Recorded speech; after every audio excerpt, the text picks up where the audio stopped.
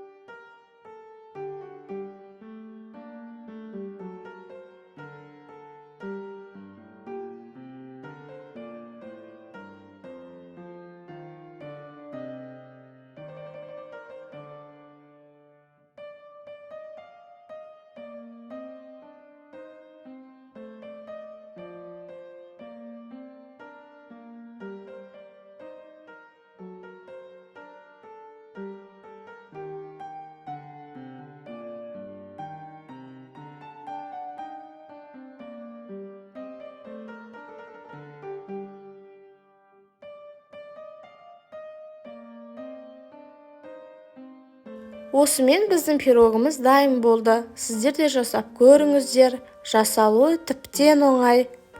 Менің видеом ұнаса, комментарий қалдырып, каналыма подписка жасауды ұмытпаңыздар. Келесі кездескенше сау болыңыздар.